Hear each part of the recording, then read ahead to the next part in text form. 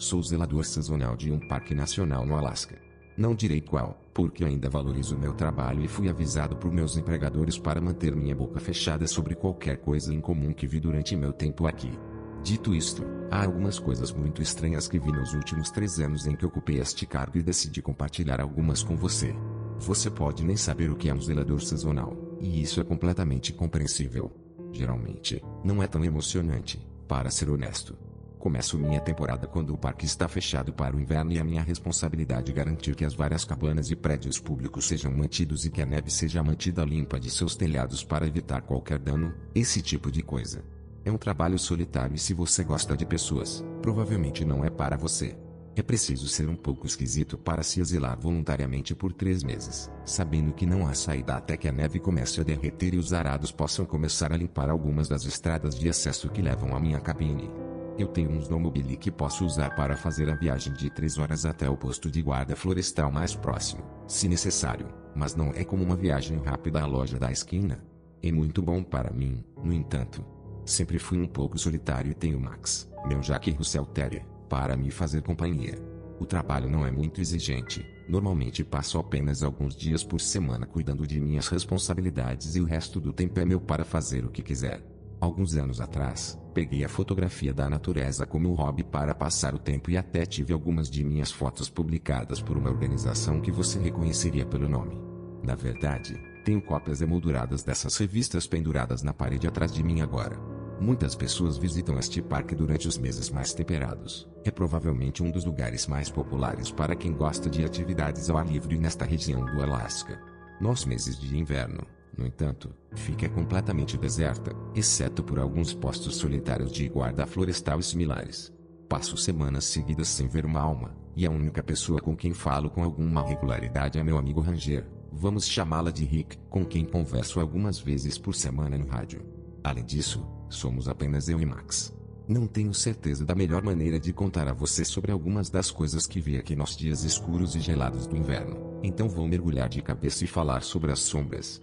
Pelo menos é assim que eu os chamo quando estou falando comigo mesmo.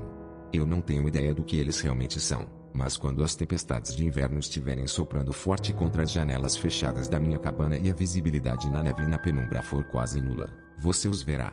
É quase como olhar alguém se movendo atrás de uma vidraça fosca, tudo indistinto e sombrio. A princípio, pensei que minha mente estava me pregando peças, encontrando padrões na estática caótica de toda aquela neve caindo, mas depois comecei a ouvi-los também. Como murmúrios altos o suficiente para serem ouvidos acima do uivo do vento, mas muito baixos para reconhecê-los como qualquer tipo de falha inteligente. É o suficiente para deixá-lo nervoso, isso posso lhe dizer. Eles tendem a aparecer apenas durante uma forte tempestade de neve e, quanto mais forte a tempestade, mais perto eles chegarão da cabana. Chegou ao ponto em que vou me certificar de que tranquei minhas portas e janelas muito antes do anoitecer, se souber que uma tempestade está chegando. Certa vez, durante uma nevasca especialmente desagradável, pude ouvi-los se movendo por toda a minha cabana, como uma espécie de desfile de pesadelo. Essa noite foi ruim. A certa altura, eu realmente vi e ouvi a maçaneta da porta da frente girando, tudo lento e deliberado, acompanhado pelo que parecia um arranhão suave na superfície de madeira. O pior de tudo, e juro por uma pilha de bíblias que é verdade, foi a voz fraca e sussurrante que ficava chamando meu nome do outro lado da porta. Isso durou 1 hora ou mais, e mesmo agora, se eu fechar meus olhos, ainda posso ouvir aquela voz fria e oca. É como eu imagino que uma pessoa soaria se sua alma fosse arrancada de seu corpo. Acho que estou sendo um pouco dramática demais, mas é a única maneira de descrever. Vivo, mas também sem vida. Não conheço uma maneira melhor de explicar. Não há razão para insistir nisso, eu acho. Direi que não tenho certeza do que teria acontecido se eu não tivesse me lembrado de abrir a fechadura naquela noite, mas não estou interessado em descobrir. Só de pensar nisso me deixa ansioso. Mencionei isso a Rick no dia seguinte, depois que a tempestade acalmou, quando consegui um sinal de rádio. Eu esperava que ela risse de mim por me deixar assustar com o escuro, mas ele não riu. Ela me disse com muita calma e firmeza que era melhor não falar sobre eles e apenas garantir que eu me mantivesse bem trancado quando as fortes tempestades de neve chegassem. Tentei incentivá-lo a obter mais informações, mas ele simplesmente se recusou a elaborar mais. A única coisa que ele acrescentaria é que nem tudo dorme quando chega o inverno por aqui. Eu tenho que admitir, ele me assustou mais do que um pouco com aquele exagero. Ellie definitivamente sabe algo sobre eles e vou tentar localizá-lo um dia e obter mais informações. A próxima coisa na lista é o cemitério de carros. Eu não estou brincando. Se você explorar longe o suficiente da trilha batida aqui, as chances são muito boas de você encontrar um carro ou caminhão, inexplicavelmente depositado no meio do remanso do Alasca. Assim faz algum sentido. O primeiro que vi foi um Coupe BMW do início dos anos 2000, parecendo ter acabado de sair do showroom, exceto pelo fato de que metade dele estava embutido em um velho apeto que provavelmente estava lá desde antes de os carros existirem. Quase parecia que a árvore havia crescido ao redor do carro, ou talvez o carro tivesse se interposto na árvore. Não sei como é possível, só sei que estava lá. Eu vi alguns deles durante meu tempo aqui, às vezes presos nas árvores como aquele BMW e às vezes apenas sentados no meio de um espaço aberto no chão. Cada um deles parecia ter acabado de sair da estrada e nenhum deles tinha uma maneira lógica de chegar lá, mesmo sem a parte preso nas árvores. A coisa mais enervante sobre os carros, porém, é a roupa. Eu parei de procurar, e apenas tento evitar chegar perto de um se eu vir, mas a primeira vez que vi minha curiosidade me levou a dar uma olhada. Tentei abrir as portas, mas estavam todas trancadas. Quando olhei pelas janelas, porém, vi a coisa mais incrível. Nos bancos da frente, parecia que alguém havia espalhado roupas, calças, camisas, meias, sapatos, tudo, e colocado cintos de segurança em volta delas. Era como se as pessoas no carro tivessem simplesmente desaparecido no meio do caminho, deixando suas roupas para trás do jeito que as usavam. Estranho é uma palavra para isso, mas se estou sendo honesto, me assustou pra caralho. A outra coisa sobre os carros é que você não encontrará o mesmo duas vezes. Quando vi aquele primeiro BMW, voltei no dia seguinte com minha câmera para tirar uma foto dele, mas ele não estava mais lá. Eu pensei que simplesmente tinha esquecido onde estava o que tinha me virado, mas quando vi minhas pegadas na neve do dia anterior, eu sabia que estava no lugar certo. Tentei relatar isso aos guardas florestais também, mas Rick me disse que eles não enviariam mais ninguém para investigá-los. Quando alguém chegasse lá, já teria ido embora. Aparentemente, relatos desse tipo de coisa têm chegado periodicamente nos últimos 20 ou 30 anos, e ninguém sabe nada sobre eles. Ellie me disse que um dos guardas florestais havia encontrado uma vez um ônibus escolar do Texas, se você pode acreditar nisso. Em cada uma das fileiras de assentos havia pilhas de roupas vazias, com exceção do motorista. O guarda florestal que o encontrou disse que o motorista estava meio que lá, mas não realmente. Quase como um holograma embaçado congelado no tempo. Ellie disse que o motorista, um homem idoso, parecia que estava congelado em algum grito apavorado, todo de olhos arregalados e boca aberta. O guarda tentou entrar no ônibus usando a porta de emergência traseira, mas quando ele abriu a porta, um zumbido alto encheu seus ouvidos e uma vibração de alta frequência percorreu seu corpo como um choque elétrico. Ellie disse que quanto mais perto chegava, mais intenso o som e a sensação se tornavam. Antes que ele pudesse dar um passo dentro do ônibus, ficou tão forte que ele pensou que fosse desmaiar. O melhor que ele poderia descrever era como quando você tem dois ímãs fortes e opostos que você está tentando juntar. Quanto mais você empurra, mais forte se torna a resistência. Ellie disse que era quase como se o universo estivesse de alguma forma mantendo-o fora daquele ônibus, como se ela não pertencesse a Ellie. Ellie cambaleou para longe dela e passou o dia seguinte na cama, mais doente que um cachorro. Quando Ellie voltou alguns dias depois com alguns outros guardas florestais, o ônibus havia sumido. Não posso falar pessoalmente sobre o zumbido e a vibração, só sei que os evito sempre que os vejo. Eles simplesmente não estão certos. A última coisa que vou falar hoje é a ponte. A cerca de 1,5 km de minha cabana, ao longo de uma trilha mantida, há uma ponte de corda que atravessa uma ravina profunda. Ao lado dela, sobressai um pedaço de rocha que serve como uma espécie de ponto de observação. Você sabe o que quero dizer, onde os caminhantes param e tiram selfies ao longo de sua caminhada para postar no Facebook ou Twitter ou qualquer outra coisa. O departamento de parques até se deu o trabalho de instalar corrimãos ao longo da borda para evitar que alguém caísse para a morte.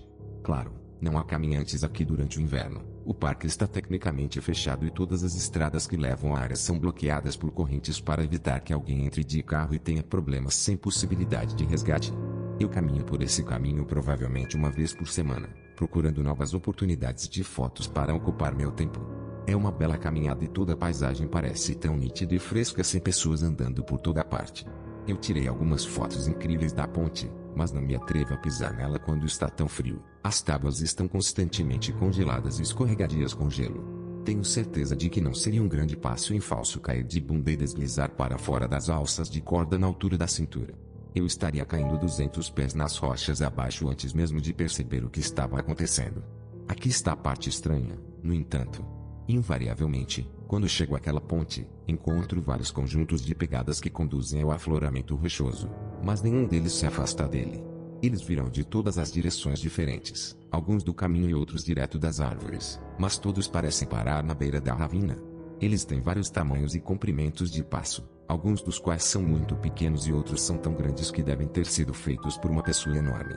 A primeira vez que os vi, tive medo de que alguns invasores tivessem chegado muito perto da borda e caído, mas quando passei a maior parte do dia caminhando cuidadosamente até o chão da ravina, não consegui encontrar qualquer sinal de que alguém esteve lá além de mim. Serei o primeiro a admitir que não sou rastreador, mas até eu posso dizer quando as pegadas na neve fresca levam a um lugar e não retornam. Eu mesmo já andei por aquele afloramento uma vez para ver se conseguia descobrir para onde todas essas pessoas foram. Talvez houvesse um caminho oculto que eu não estava vendo, mas no momento em que meu pé tocou aquela pedra, minha cabeça começou a girar, latejar como se eu estivesse sofrendo da pior ressaca que já tive. Quando cambaleei para trás, a dor desapareceu como se nunca tivesse existido e fiquei com um sangramento nasal bastante insistente pelo resto da tarde como minha única lembrança. Eu não tentei novamente. Max nem chega perto disso. Ele vai começar a choramingar assim que começarmos a nos aproximar dessa parte da trilha. Veja bem, esse é um cachorro que eu tive que, em várias ocasiões, lutou dentro da cabana porque estava tão furioso que uma matilha de lobos ousou vagar muito perto de seu território. Apesar de toda a sua pequena estatura, ele não parece ter o gene de autopreservação que lhe diz quando deve ter medo de alguma coisa.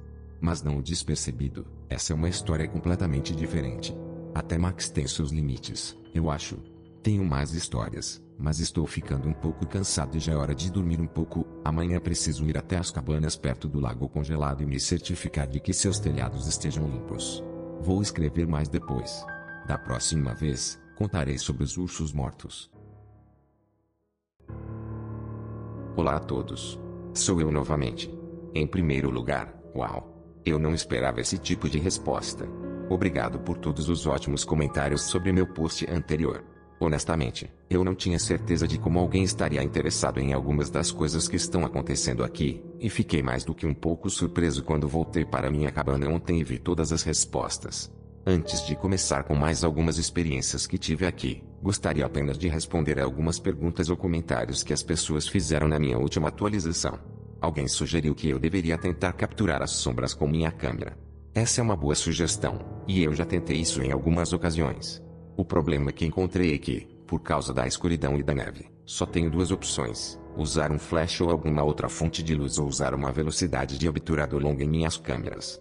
Embora eu tivesse certeza de que nenhum dos dois funcionaria, na verdade tentei os dois métodos. Infelizmente, como qualquer pessoa que já dirigiu em uma tempestade de neve pode atestar, a neve é ótima para refletir a luz, e é por isso que você não pode usar os faróis altos ao dirigir nela. A luz apenas reflete na neve e volta para seus olhos, efetivamente te cegando. Meus resultados usando esse método foram os que você esperaria, nada além de um branco total das imagens capturadas. Usar uma velocidade lenta do obturador não produziu nenhum resultado melhor. Tudo o que consegui foram imagens de borrões de movimento completamente incompreensíveis. Suponho que provavelmente existam equipamentos de câmera melhores por aí que possam superar esses desafios, mas não os conheço. Mesmo que existam, provavelmente estão fora do meu orçamento. O Serviço de Parques Nacionais não paga exatamente os cuidadores sazonais em barras de ouro. Havia também uma preocupação de que, embora eu estivesse tentando permanecer anônimo, eu tivesse fornecido detalhes suficientes sobre mim para que meus empregadores pudessem me identificar facilmente. Não se preocupe com isso. Em primeiro lugar, existem mais de 20 parques nacionais no Alasca, cobrindo mais de 50 milhões de acres de terra. Acredite ou não, na verdade contém a maior parte das terras do Parque Nacional em todos os Estados Unidos, algo como 65% delas. Como você pode imaginar, tem muita gente espalhada pelo estado fazendo trabalhos parecidos com o meu. É difícil imaginar exatamente o quão expansivo é o Alasca e quanto dele é coberto por uma natureza selvagem, a menos que você tenha estado aqui e visto por si mesmo. Eu sei que não tinha a menor ideia antes de chegar aqui do Lower 48. Acho que o ponto principal é que é bastante improvável que alguém do NPS seja capaz de me identificar pelo que contei sobre mim. Se o fizerem, acho que vamos cruzar essa ponte então. E finalmente, alguém perguntou sobre as placas de alguns dos veículos que aparecem misteriosamente aqui no deserto. E se eram todos de uma área ou de todas as partes? Já mencionei anteriormente que tendo a evitá-los se os encontrar mais, mas posso dizer que o primeiro carro que encontrei, o BMW, tinha uma placa de estilo europeu na frente. Na época, presumi que fosse apenas uma daquelas placas da moda que as pessoas nos Estados Unidos às vezes colocam na frente de seus carros europeus para decoração, mas é possível que fosse legitimamente de algum lugar da Europa. Eu não tenho certeza. Lembro que era branco e azul, mas além disso, não me lembro de muita coisa. Claro, o ônibus que o guarda encontrou tinha placas do Texas, mas não sei de nenhuma outra. Desculpe.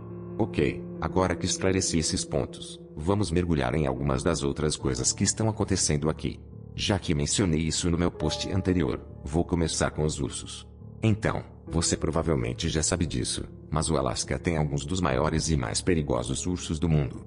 Felizmente, o Kodiak e o urso polar geralmente não são encontrados no interior aqui, mas ainda temos mais do que nosso quinhão de ursos pardos e grandes ursos negros, ambos os quais são predadores de ponta e farão um trabalho rápido com os incautos ou despreparados. Agora, como meu contrato cobre os meses mais frios do inverno, a maioria desses ursos está hibernando durante meu tempo aqui. Dito isto, nem todos os ursos hibernam, especialmente se estiverem em uma área com abundância de alimentos. Além disso, mesmo quando eles estão hibernando, eles ainda se tornam ativos de vez em quando, então você definitivamente não pode baixar a guarda se quiser ficar deste lado da sepultura. É uma aposta bastante segura que qualquer um que trabalha aqui, especialmente sozinho, tende a carregar um rifle e também uma pistola de grande calibre sempre que está fora de sua cabana. Não sou exceção a isso. Eu carrego uma ação de alavanca 45-70 sobre meu ombro e um revólver Magnum 500 em um coldre no peito. À primeira vista, pode parecer um exagero. Isso é uma tremenda quantidade de poder de fogo, afinal.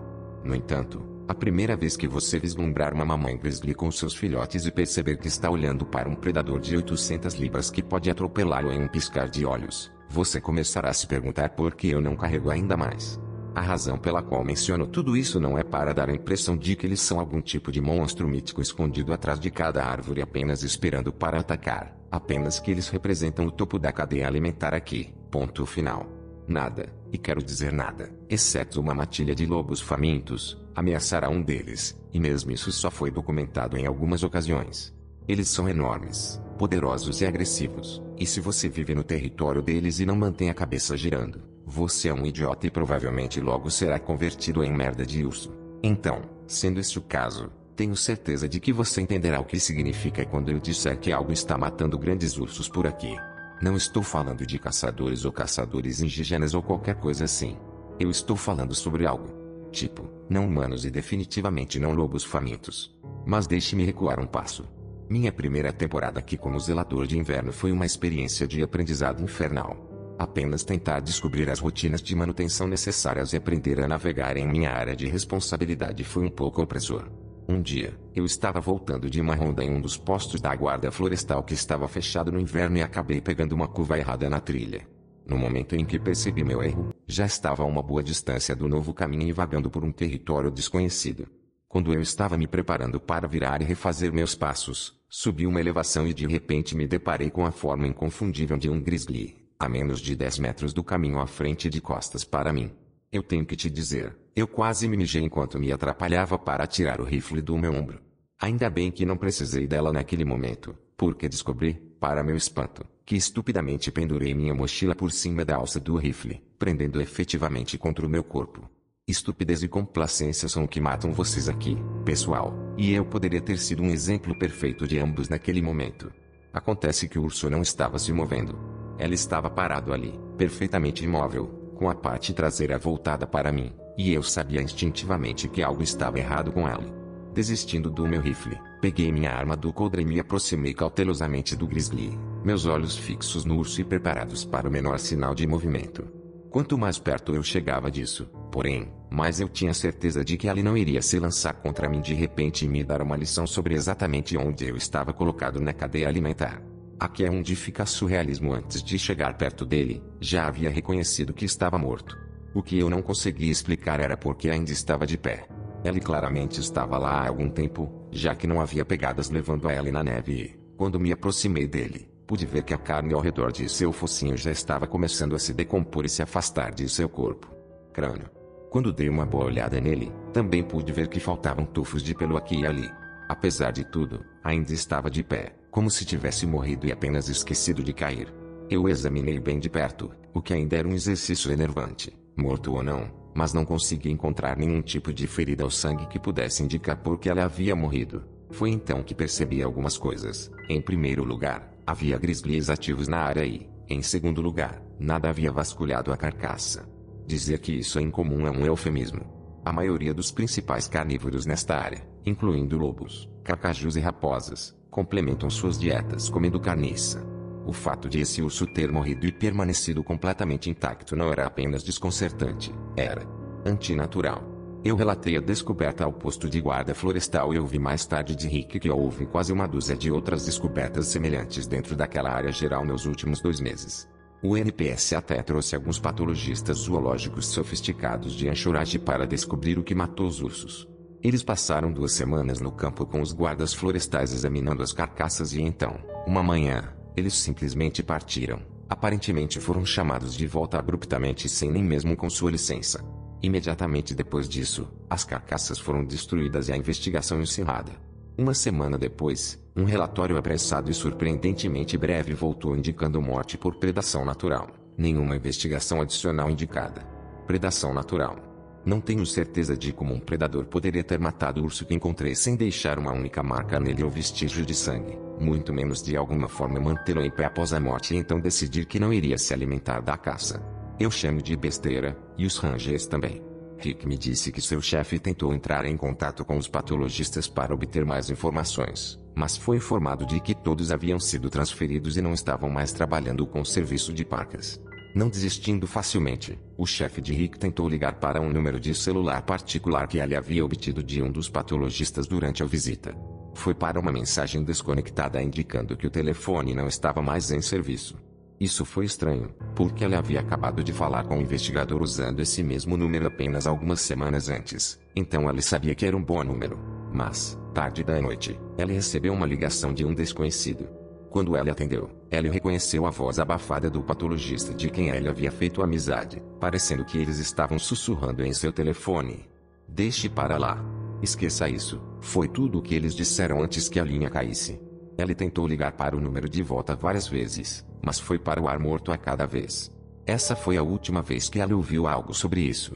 Ele tentou acompanhar o NPS, mas de alguma forma ninguém conseguiu encontrar registros de que tal investigação existisse ou mesmo que quaisquer relatórios dos ursos mortos tivessem sido arquivados em primeiro lugar. Rick me disse que, por um tempo, era tudo o que seu chefe queria falar. Havia se tornado uma farpa em sua mão que ele não podia ignorar. Ele ligou para qualquer pessoa que ele pudesse pensar na cadeia de comando do NPS e quaisquer outras agências que ele achava que poderiam fornecer alguma pista sobre o que estava acontecendo, mas não conseguiu avançar um centímetro. Então, um dia, ele simplesmente parou de falar sobre isso, como se o interruptor tivesse sido acionado. Certa noite, Rick e seu chefe estavam tomando cerveja em um bar local após o turno e conversando sobre como a coisa toda era estranha.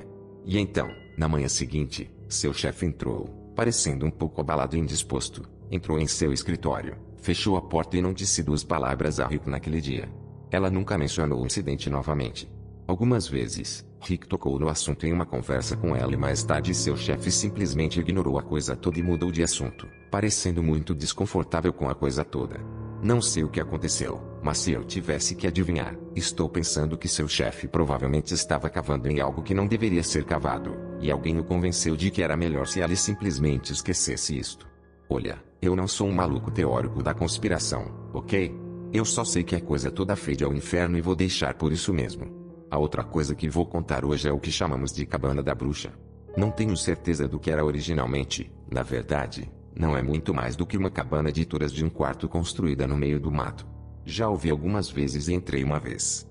É um pouco longe do meu posto e não é um lugar fácil de viajar mesmo de snowmobile, então não saio por aí com muita frequência. Cabanas velhas e abandonadas não são tão incomuns aqui. Você tropeçará neles de vez em quando, embora a maioria não seja muito mais do que algumas paredes e um telhado desabado depois que os anos e os rigorosos invernos do Alasca os perseguem. A Cabana da Bruxa é um pouco diferente, no entanto. Pelo que sei, ninguém mora lá há muito tempo, mas quem a construiu deve saber o que estava fazendo, porque parece tão sólido e conservado quanto minha própria cabana. Sinceramente, nem tenho certeza de como ganhou esse nome. Só sei que foi assim que me foi apresentado pela primeira vez. Então é assim que estou apresentando a você. Alguns anos atrás, meu amigo Ranger, Rick, me telefonou perguntando se eu não me importaria de acompanhá-lo na busca por alguns caminhantes desaparecidos, um pai e seu filho de 12 anos. Sou apenas um zelador. Normalmente não participo de atividades relacionadas à guarda florestal ou busca e resgate, mas aparentemente não havia mais ninguém disponível para acompanhá-lo naquele dia, e ele conseguiu uma pista de que os caminhantes podem ter saído para a minha seção do parque.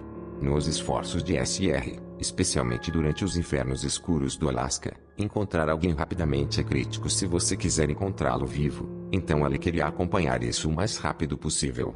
Claro, eu não poderia me recusar a ajudá-lo, especialmente quando um deles era apenas uma criança. Então, algumas horas depois, me vi atrás dele na neve até os joelhos. Nós nos movemos por um caminho semi-familiar por um tempo antes de ele virar à esquerda em uma bifurcação, e começamos a seguir por outro que eu não conhecia. Ele parecia saber para onde estava indo, como se tivesse um destino específico em mente, e nós realmente não conversamos muito durante a caminhada. Paramos algumas vezes para descansar e tomar um pouco de café quente em nossas garrafas térmicas, mas, mesmo assim, nós dois ficamos quietos. Eu acho que havia algum tipo de nuvem negra pairando sobre o seu humor. Eu podia ver isso em seus olhos estreitos e sobrancelhas franzidas. Era contagioso e logo começou a se manifestar no fundo da minha mente. Uma hora depois, chegamos ao local. Fiquei surpreso ao ver esta pequena cabana de cedro perfeitamente preservada, apenas sentada aqui entre as árvores e olhando para todo mundo como se alguém fosse sair pela porta da frente a qualquer momento. Algo sobre o lugar parecia errado, no entanto. De alguma forma, eu sabia que ninguém morava lá, que ninguém morava lá há muito tempo. Não sei explicar, mas naquele momento tive a estranha sensação de que não éramos bem-vindos aqui, como se algo me dissesse para dar meia volta e voltar enquanto ainda podia. Antes que eu tivesse a chance de abrir minha boca sobre isso, Rick se virou para mim e apontou para a porta da frente fechada, onde eu podia ver claramente as pegadas na soleira. Vamos, disse ela sobre o vento que tinha acabado de soprar, e eu podia ver a expressão sombria em sua expressão antes que ela se afastasse de mim e começasse a caminhar em direção à porta. Percebi que ela havia sacado a arma, então fiz o mesmo, embora não tivesse ideia do porquê. Chegamos à entrada da cabana e ele pôs a mão no trinco. Antes de levantá-lo, ele fez uma pausa e olhou para mim com aquela mesma expressão sombria. Vamos ter que olhar para dentro, disse ela. Se não há nada para ser encontrado lá, tudo bem. Daremos bem a volta e voltaremos para sua cabine para tomar alguns copos de uísque perto da lareira. Talvez os outros grupos os encontrem, então. Seus olhos fixos nos meus, como se ele quisesse ter certeza de que eu estava prestando muita atenção nele. Mas se encontrarmos alguém além desse caminhante idiota e seu filho lá dentro, não vamos olhar para eles e não vamos dizer uma única palavra a eles, entendeu? Mesmo que eles falem conosco primeiro. Eu balancei a cabeça para ele, mais confusa do que qualquer outra coisa, mas isso não era bom o suficiente. Preciso que você diga isso, John, para ter certeza de que entendeu o que estou dizendo, ele disse, e o conjunto de seus olhos era tão sério e determinado que repeti suas instruções para ele sem pensar duas vezes. Quando o fiz, ele deu um breve aceno e levantou o trinco, empurrando a porta para dentro. Passamos pela porta para a sala escura além. Assim que o fizemos, fui dominado pelo fedor de podridão, misturado com os fortes aromas de ervas e outra coisa, algo doentio cavalgando logo abaixo da superfície de tudo isso. Meus olhos tinham começado a se ajustar à luz fraca do interior, e consegui distinguir a mobília esparsa da sala, uma velha mesa bamba com uma cadeira solitária de espaldar baixo em frente a uma lareira de pedra fria. Ao longo da parede oposta, pensei ter visto uma cama de armar, mas não tinha certeza. Droga. Aconteceu de novo, Rick disse, quase em voz baixa, e o tom de advertência em sua voz chamou minha atenção imediatamente. Virei-me para encontrá-lo ajoelhado ao lado da casca ressecada do corpo de um homem, vestido com calças de neve cinza e uma jaqueta vermelha, encostado na parede. Parecia que estava lá há anos, e eu tropecei para trás em estado de choque sem perceber. Que merda! Eu exclamei, realmente sem saber o que mais dizer.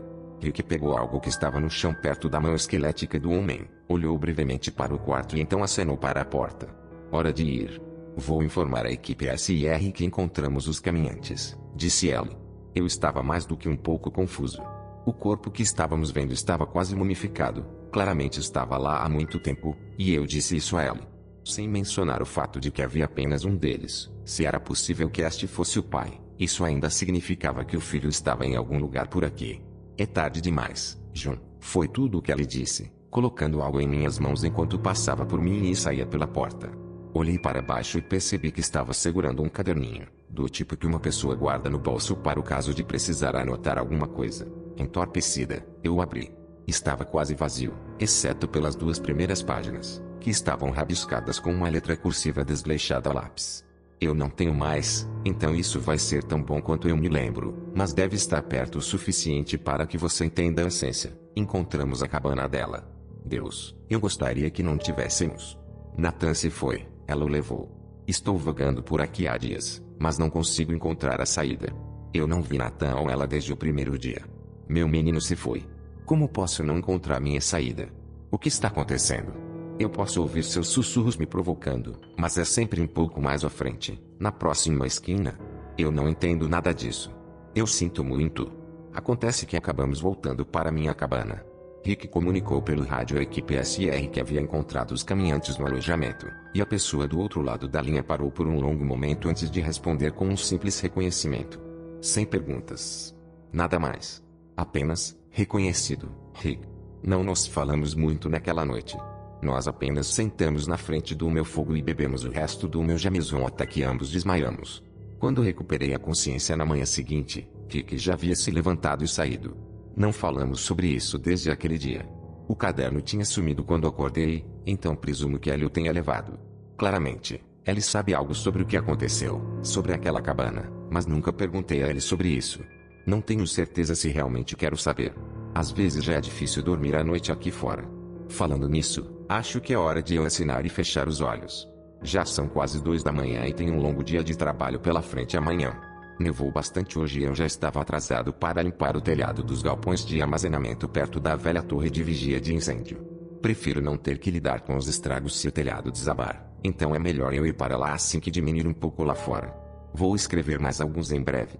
Estou de volta, mas acho que este pode ser meu último post. Parece que posso ter atraído a atenção de alguém que não pretendia e, após esta atualização, vou ficar quieto e tentar desaparecer. Deixe-me atualizá-lo. A primeira coisa esta manhã, enquanto eu estava me vestindo e me preparando para descer para os galpões de armazenamento perto da velha torre de vigia de incêndio, ouvi uma batida na porta da minha cabine. Estando no meio de um parque nacional fechado no coração do inverno do Alasca, você pode imaginar que não recebo muitos visitantes. Praticamente as únicas pessoas que vejo aqui são meu amigo Ranger, Rick, e o cara que me traz suprimentos novos a cada poucas semanas. Rick nunca apareceu na minha porta sem ligar primeiro pelo rádio, e eu sei que ela está ocupado recentemente com alguns incidentes separados de caminhantes desaparecidos e um criptozoologista autoproclamado. Então fiquei surpreso ao ouvir sua voz abafada chamando meu nome através da porta trancada. Quando abri e o conduzi para dentro, vi imediatamente a preocupação em sua expressão. Sem dizer uma palavra, Ellie foi até a lareira e aqueceu as mãos na frente da lenha recém-queimada que eu acabara de adicionar. Inferno, Rick, você me assustou um pouco, eu disse a Ellie com uma pequena risada, tentando aliviar o ar um pouco. Algo estava acontecendo, e eu tive a sensação de que poderia ter algo a ver comigo. Ellie se afastou do fogo e me olhou por um longo momento em silêncio antes de falar. Recebi uma ligação ontem à noite, Jun, disse Ellie. Seu rosto estava enrugado como uma carranca. Eu não poderia dizer se era de preocupação ou raiva silenciosa, ou talvez uma combinação de ambos. Oh sim, eu respondi, tentando manter o tom o mais casual possível. Ellie tirou o gorro de lã da cabeça e passou a mão sobre Ellie, alisando o cabelo curto e bem aparado. Sim, e alguns outros rangers também, aparentemente. Eu balancei a cabeça e tomei um gole do meu café, me sentindo mais desconfortável a cada momento. A respeito. O que você acha? Era sobre você, disse Ellie, apontando para mim com o boné. Você atraiu a atenção de alguém com suas pequenas histórias que você postou online. Minhas histórias? Que histórias? Eu disse calmamente, fingindo inocência. Eu não tinha discutido essas postagens com Rick desde que comecei a atualizá-las.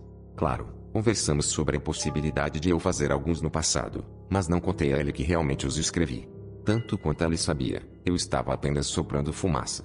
Minhas palmas começaram a suar, apesar do fato de que a temperatura interna da minha cabine provavelmente estava na casa dos 50 graus, mesmo com fogo na lareira. Eu tinha tanta certeza de que não havia como o NPS, ou a agência, ou qualquer outra pessoa descobrir quem estava escrevendo essas postagens. Não parei para pensar que eles não precisavam descobrir sozinhos, Tudo o que precisavam fazer era começar a bisbilhotar os guardas florestais em várias áreas. Veja, não há como alguém que não conhecesse intimamente esta área pudesse identificá-la apenas pelos detalhes que dei. Até me certifiquei de mudar os nomes dos lugares e alterar as descrições de alguns dos eventos um pouco, apenas para tentar tornar muito mais impossível para qualquer um descobrir exatamente quem ou onde eu estava. Em retrospecto, meu erro era óbvio. Se eu estivesse tentando identificar a origem dessas postagens, provavelmente iria diretamente aos guardas florestais que conheciam o território ainda melhor do que eu. Cometi o erro de pensar que minha amizade com Rick era forte o suficiente para ele olhar para o outro lado, para me proteger. Veja, o Witch's Lodge não é realmente conhecido por esse nome específico por aqui. Eu apenas inventei isso como um pseudônimo para o verdadeiro, mas tenho certeza que Rick seria capaz de identificá-lo imediatamente lendo o que escrevi sobre isso.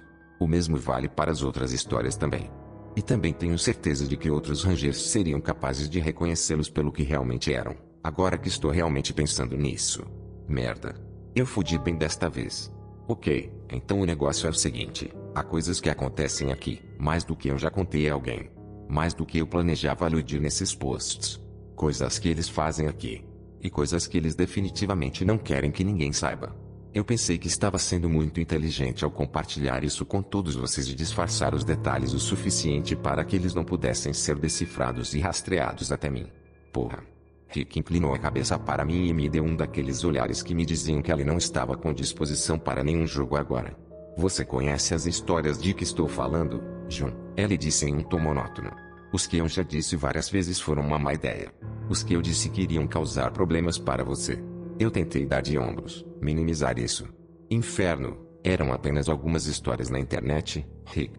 Eu só estava me divertindo um pouco. Fica solitário aqui fora, às vezes ficamos loucos, você sabe disso. Sim, bem, essas pequenas histórias criaram problemas para nós dois, disse ele, colocando o chapéu na cadeira e se afastando de mim, de volta para a lareira. Eles sabem quem os escreveu. Eles sabem quem você é. Eu apenas fiquei lá em silêncio chocado, boquiaberto enquanto olhava para as costas do meu amigo, compreensão repentina inundando meus pensamentos. Meus olhos se arregalaram. Você disse a eles? Eu perguntei, atordoado. Como pude ser tão ingênuo? Rick tinha um trabalho a fazer, todos nós tínhamos trabalhos a fazer aqui. Todos nós tínhamos pessoas a quem respondíamos. Todos nós sabíamos o placar. Ele não se virou para mim, mas pude ver sua cabeça cair um pouco em resignação. Seu rosto provavelmente estava torcido de frustração com minha imprudência, com a posição em que o coloquei, se eu tivesse que adivinhar. Espero que tenha havido um pouco de arrependimento também. Eu gostaria de pensar que nossa amizade foi real o suficiente. O que você esperava? Que eles apenas olhariam para o outro lado de novo. Esta não é a primeira vez que você faz essa merda, John, ele disse, olhando por cima do ombro para mim. Pude ver a escuridão em seus olhos naquele breve momento, a determinação que transformou suas feições em pedra, e eu sabia o que estava por vir. O crepitar das chamas da lareira quase cobria o som baixo de um fecho sendo aberto, mas não totalmente. Ele foi rápido, mas eu tinha a vantagem. Antes mesmo que ele tivesse a chance de se virar para me encarar, minha Magnum estava fora do coldre trovejando com uma violência inimaginável nos pequenos limites da minha cabine. O ar se encheu de fumaça acre e a imagem residual do flash do cano brilhava em meus olhos, sobreposta à luz fraca do fogo. Rick cambaleou para a esquerda, sua própria arma caindo no chão quando ele estendeu a mão para apertar o buraco enegrecido no peito de sua jaqueta, que agora já estava ficando vermelho por causa do terrível ferimento por baixo. Ela olhou para mim e eu pude ver a realização em seus olhos do que tinha acabado de acontecer. Ela estendeu a mão para se firmar contra o manto, ofegando por respirações que agora tinham um horrível chocalho molhado para eles. Sinto muito, Rick, eu disse, pegando minha mochila ao lado da porta e pendurando meu rifle no ombro com as mãos trêmulas. Eu estraguei tudo. Sinto muito por tudo isso. Ele não me ouviu, no entanto. Ele havia caído no chão e agora olhava vagamente para o nada, seu sangue se acumulando e se espalhando por baixo dele pelas tábuas de madeira. Ele se foi. Isso foi esta manhã. Saí da minha cabine o mais rápido que pude e amarrei minha mochila no snowmobile. Em alguns minutos, eu estava acelerando ao longo da trilha norte, longe de minha cabana e na direção do posto de guarda florestal desativado. Eu tinha matado meu amigo. Ele teria me matado se eu não tivesse agido primeiro, eu sei. Mas isso não muda nada. Nunca usei minha arma para matar nada, homem ou animal. Sempre foi algo que estava lá se eu precisasse, como um cobertor de segurança, mas nunca pensei que teria que puxar o gatilho em qualquer coisa. Porra. Eu fiz uma bagunça com tudo isso. Achei que tudo estava acabado para mim quando cheguei um pouco perto demais da borda em Montana, mas a sorte sorriu para mim e os poderosos decidiram me dar outra chance. Não haveria outro perdão para mim desta vez. Estou sentado aqui na sala dos fundos do antigo posto da guarda florestal. Escondi meu snowmobile atrás, coberto por uma lona e qualquer neve que pudesse jogar por cima. Está começando a nevar de novo lá fora, então espero que meus rastros sejam obscurecidos em breve. Talvez isso me dê algum tempo. Tempo suficiente para divulgar um pouco disso. Para me permitir postar um pouco da verdade. Não tenho ilusões sobre minhas capacidades. Sou apenas um zelador. Meu treinamento foi, na melhor das hipóteses, superficial. Eu certamente não sou páreo para suas equipes. Meu nome verdadeiro, é Wright. Na verdade, trabalho para o governo dos Estados Unidos, mas não para o National Park Service. Pelo menos, não realmente. Não vou nomear a organização para a qual trabalho, não porque tenho medo de que descubram. É tarde demais para isso agora, mas porque seus protocolos Raptor a identificarão e censurarão todo este post antes que ele tenha chance de proliferar se eu fizer isso. Uma vez que o post sai e começa a saltar para vários servidores, é muito mais difícil para eles fazê-lo desaparecer. Meu trabalho aqui é principalmente o que eu disse a você. Essa parte é verdade. Mas isso é principalmente apenas trabalho ocupado, meu disfarce, se você quiser. Principalmente, sou responsável por ficar de olho nos invasores que se aproximam um pouco demais de suas instalações. Ou coisas que escaparam deles. Ou subprodutos são intencionais de qualquer merda que eles estejam fazendo lá. Não sei realmente o que se passa sob a montanha e tenho certeza de que não entenderia mesmo se soubesse. O que sei é que tenho quase certeza de que esses carros que aparecem do nada, a centenas de quilômetros de qualquer lugar em que estejam, são de um desses subprodutos às sombras. Inferno, eu não sei, fugitivos, talvez. Eu nem sei o que espero conseguir escrevendo tudo isso agora. Talvez seja a minha maneira de tentar consertar. Talvez eu só queira ter certeza de que sobrou algo de mim para que alguém se lembre. Quando fui colocado aqui, 3 anos atrás, vi a entrada da instalação. Fica a cerca de 16 quilômetros da minha cabana, perfurada diretamente na base de uma montanha. Não tenho ideia de quão grande é lá dentro ou quantas pessoas estão lá, mas sei que há muitos helicópteros militares grandes entrando e saindo no início e no final das minhas temporadas aqui. Presumo que estejam transportando pesquisadores, equipamentos ou o que quer que seja. Ocorreu-me que, se Rick tivesse aparecido na minha porta meia hora antes, eu estaria terminando meu café da manhã em vez de totalmente equipada e pronta para sair pela porta para o dia. Eu não teria meu coldre amarrado ao meu peito e tenho certeza que seria eu quem estaria deitado em uma poça de meu próprio sangue agora. Porra. Concentre-se, caramba. Eu não tenho tempo para isso. Não sei qual era o protocolo de comunicação que Rick deveria seguir depois de cuidar de mim, mas presumo que alguém estava esperando seu relatório para confirmar que eu havia sido silenciado. Eu tenho que acreditar que, agora, eles sabem que algo deu errado. Provavelmente há uma equipe na minha cabine agora. Não está levando a tempo suficiente para cobrir meus rastros, infelizmente, o que significa que eles provavelmente não terão problemas para descobrir em que direção eu tomei. É só uma questão de tempo até que eles apareçam aqui. Então está tudo acabado. Agora mesmo, estou digitando isso no meu notebook e retransmitindo através da rede de comunicação do posto da guarda florestal. Estou surpreso que ainda não tenham bloqueado os firewalls. Eu esperava estar completamente isolada do mundo quando chegasse aqui. Pequenas bênçãos, eu acho. Pelo menos eu posso conseguir isso lá fora ainda. Você provavelmente já percebeu que a maioria dos rangers por aqui também não são o que parecem. Alguns são, eu acho. Mas a maioria são ex-militares, tipos de forças especiais, recrutados pela agência para fornecer segurança e garantir que os zeladores não saiam da reserva, como eu fiz. Rick era assim. Aliás, o nome verdadeiro dele é Mickey. Não vou dizer o sobrenome dele, não quero que ele seja lembrado como outra coisa senão como um herói. Fui eu que foi de tudo, ele estava apenas fazendo seu trabalho, cumprindo seu juramento. Ele era um homem honrado, e é assim que quero que ele seja lembrado. Ei, meus nervos estão começando a levar a melhor sobre mim, só dei uma olhada lá fora porque pensei ter ouvido alguma coisa. Não acho que eles possam chegar aqui tão rápido, então estou pensando que foi apenas minha imaginação. Olha, isso não é algo isolado no Alasca. Eles têm instalações de pesquisa em todos os Estados Unidos. O último em que estive foi em Montana, mas sei que existem outros espalhados pelos estados. Wyoming, Texas, Kentucky, Dakota do Sul, Inferno, eles estão por toda parte. Eles gostam de construí-los em parques nacionais, especialmente aqueles com grandes áreas selvagens. Ele garante uma quantidade razoável de privacidade sem chamar a atenção que lugares como Groom Lake e Cheyenne Mountain fizeram. Esses dois lugares são basicamente atrações turísticas neste momento. Mas cara, uma vez que eles experimentaram o Alasca, foi como se tivessem ganhado o jackpot. Toda a área é tão remota e desabitada que eles têm isolamento e sigilo praticamente garantidos para fazer o que quer que estejam fazendo lá. Já contei sobre o homem que encontrei uma vez, meio integrado a uma pedra. Eu não acho. Ele estava usando um jaleco, mas as únicas partes dele que estavam acessíveis eram o braço direito, o ombro e a nuca. O resto dela estava de alguma forma dentro dela, o que provavelmente era o melhor. Tenho certeza que ele morreu bem rápido. Liguei para aquele e eles tinham uma equipe lá dentro de 1 hora. Saí assim que eles chegaram, mas quando voltei alguns dias depois, toda a pedra havia sumido e a paisagem havia sido feita para parecer que nunca esteve lá. Estou falando de uma pedra do tamanho de uma casinha que acabou de sumir. A propósito, a história do urso é verdadeira. A única diferença é que fomos nós quem cobrimos tudo. Isso me assusta pra caralho, porque essa coisa ainda está vagando por aqui, em algum lugar. Eles nunca foram capazes de encontrá-lo, inferno. Eles perderam 1 dúzia de homens apenas tentando. A propósito, a mesma história dos ursos. Encontramos as equipas perto da ravina, paradas ali, mortas. Você nunca viu um pesadelo até ver 1 dúzia de cadáveres armados congelados no lugar.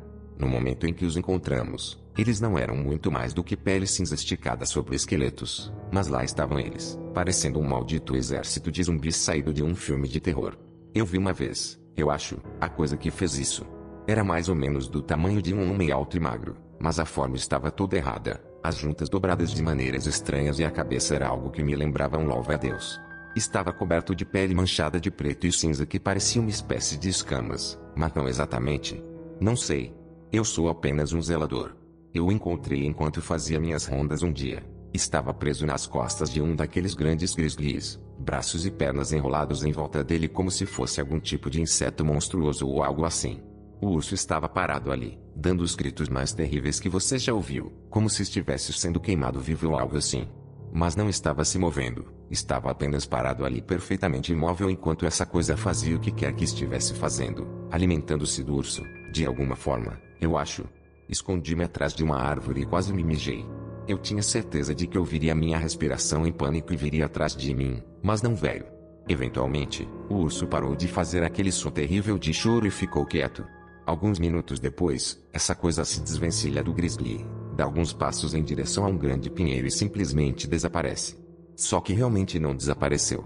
Quase saí de trás da árvore para dar uma olhada no urso quando percebi que ainda estava olhando para aquela coisa, só que sua pele havia se camuflado perfeitamente no fundo, assumindo a cor e o padrão exatos da neve. Vinho coberto. Quero dizer, perfeitamente. A única razão pela qual consegui vê-lo foi porque uma parte dele, um de seus apêndices, eu acho, estava ligeiramente saliente da árvore. Foi essa quebra na forma da árvore que chamou minha atenção e provavelmente salvou minha vida. Devo ter ficado ali por mais 1 hora antes de finalmente dar um passo para longe daquela árvore, sua superfície voltando aos salpicos de cor preta e cinza. Quando se movia, era como uma aranha perseguidora, lenta e deliberada, graciosa e desajeitada ao mesmo tempo. Foi a porra de um pesadelo, é o que foi. Ela deu alguns passos para mais perto do urso, como se estivesse tentando descobrir se era uma nova presa ou se já estava esgotada.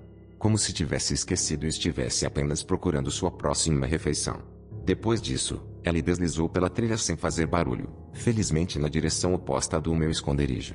Esperei mais 1 hora antes de ousar me mover 1 centímetro e, quando o fiz, corri de volta para minha cabine, tranquei a porta e comuniquei tudo pelo rádio a Mickey. Eles enviaram uma equipe, mas nunca encontraram nada além do urso, que rapidamente fizeram desaparecer. Enquanto estou compartilhando meus pecados, a propósito, os verdadeiros rangers, aqueles que originalmente encontraram os ursos mortos e relataram ao NPS, bem, você não os encontrará mais.